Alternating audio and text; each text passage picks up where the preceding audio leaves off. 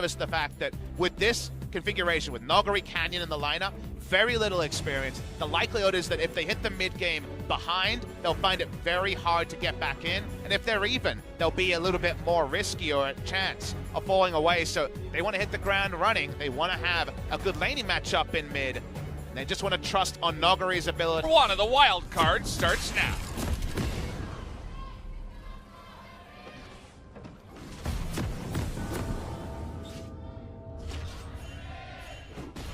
Get to look around Low Park, Valdez, and the thing I am most struck by is the two teams that came in with the biggest disadvantage in terms of fan groups, Damwon Gaming and SandBox, having no LCK experience before this year started. We get to the playoffs, it is a full house. Tickets for the playoffs went on sale a couple of days ago, and every round pre-sold out, even though we didn't have the lineups outside. It could be an opportunity for a gank, but instead they're going into the bottom side. Look at this TP so early. Beryl already using his flash. He is dead beat. Now Nuclear going to have to cleanse and flash to get away from that gank as SandBox. Forward and not worry about being instantly punished by Justice Punch and Stun on the taunt. So because of that, has to be more respectful. It's another roam. They're gonna need a shock blast to the face here as well, but there's no cleanse on this Rise. He's gonna get dunked as Summit is able to round the bend and come in. We want to continue this early game domination. Right, the Rift Herald spawning at 10 minutes now is being the focus here. Now, Canyon showed they don't want to fight by just poking, so they still don't want to fight for this, so can they actually look for a steal without losing multiple members? Well, TPs are coming in now, so Joker in a little bit of trouble, has to proc that aftershock, finally does, and here comes Dub, trying to just burst down the jungler, and they will be able to get that in the trade of just the support. Well, kind of unfortunate that Q did not land. That would have been a dead barrel. Flash coming in as Ghost. Really bloodthirsty, trying to pick that one up, but they got the objective. It was the Rift Herald. And 5 members is already at 15 minutes. Now, they have no tank for this as the hook does go in. And into the knockup, plus a Corky. Over the wall, double teleport coming on Indo, and he can't get on top of that lantern. Does mean that it will just be the trade for Canyon, who will go down as well. Couldn't click the lantern there. Ghost is definitely ready to hit the mid lane with Iceborne Golna, Miramana, and poke out, something that Callisto won't be able to answer in the mid lane of Rome, but now they're going to get Rome ganked. Okay, everything being put into killing this Galio, but they're having such a hard time of it. Beryl finally going to go down here as Ghost in a little bit of trouble, but here comes the rotation from the side of SandBox. They're not going to full on engage. Summit was a little bit late to the party, but either way, Joker does go down. Both the supports go down. At least that turret does go the way of Damwon. Could have been cleaner for Damwon Gaming. It only ends up being a 1-for-1, but it's around bot lane, and they're keeping this Ezreal. Damwon actually have more control over the map, so as things lie right now, Dub might get a face check. Okay, that's going to be that face check. You were talking about this before. Going to send Beryl back into it, dead. Immediately goes down as the damage cannot be put onto Joker and his aftershock. A shock blast on a Showmaker, he barely is going to dodge that one. SandBox is going to take a big win in the fight after the face check. Big mistake from Damwon. Beryl could have just gone out. He chose to go back in, and they did not have the reinforcements to make it work. So now the siege has started, and Showmaker's got no help. And the siege is, it's quite good, especially when you have that Demolish, you've got Jace, you have a ton of damage. Nice amount of damage here from Nuggery, who is trying to carry here, but in goes Canyon alone. It's gonna nearly go down, has Ignite on top of him as Nuggery and Nuclear just trying to chase him down, but SandBox not gonna allow them to do so. Damwon Gaming with Drake Mountain on the way. Damwon were never able to sneak Baron, and we already talked about how they can't tank it very well. So given that, SandBox, it could definitely be worse around these mountains. Hook lands.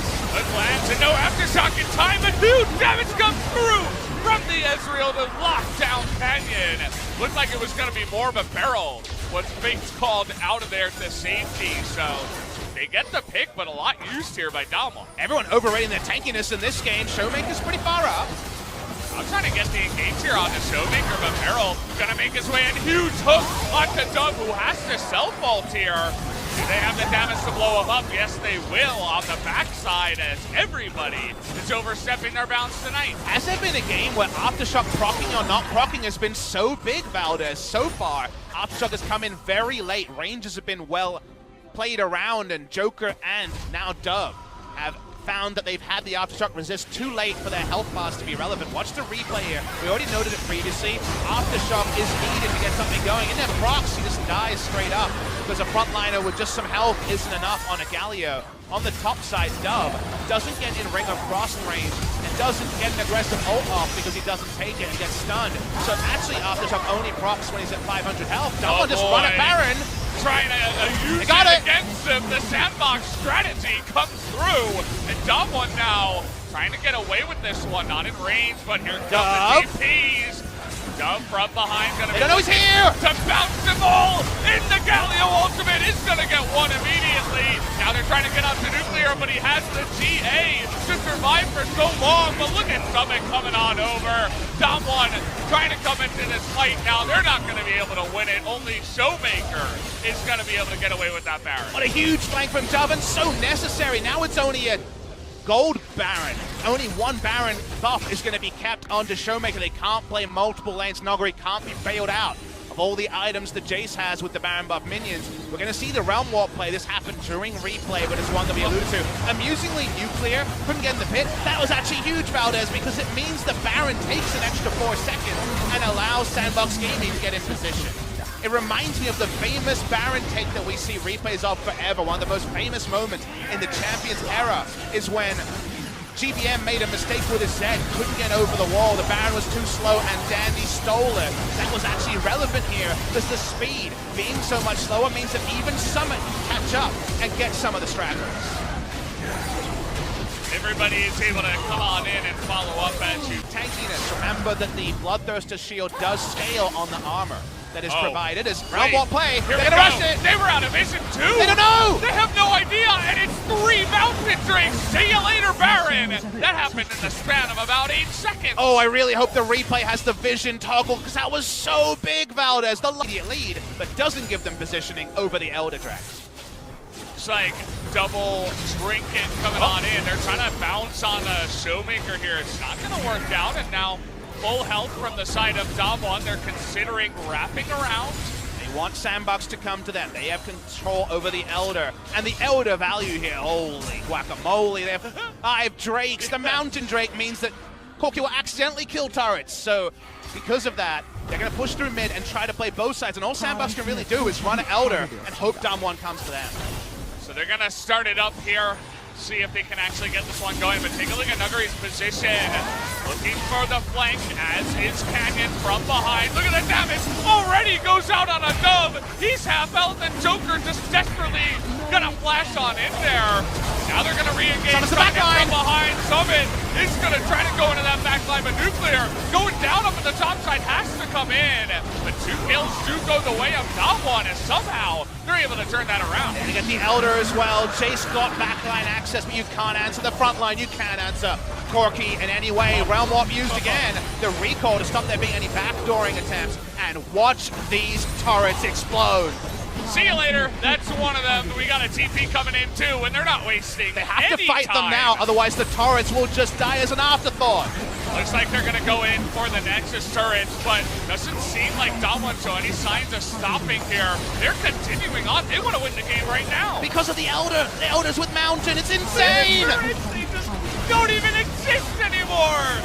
As the shot blast is just laughable. Just kill the turrets, kill the Nexus. They're trying to kill Nuguri here, but he flashes away and he's got a massive shield on fleek.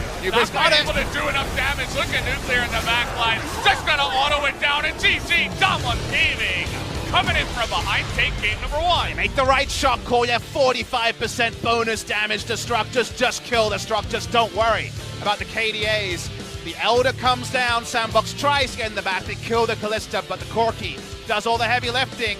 That was an action-packed game, and Damwon Gaming just about get over the line. Gotta hand it to them. They put a lot of focus on those Drakes. They rolled well with all the mountains, and with the Rise, that's like the perfect comp to go for it too, with Callista and Corki. The insane amount of damage to knock down those objectives. If they're out of vision for 2-3 seconds, you might just lose the Baron, and we saw that happen a couple of times. Noguri for the win, says this OGTV fan. Hello to you. Been here a couple of times already. I'm sure that O Gaming is broadcasting this as well. That was a bit of a barn burner. Definitely there was some mistakes on both sides. we could definitely see the sort of thing where VOD review would bring a lot for both coaches to take away from it. But overall, Damwon Gaming, it was that realm warp, right?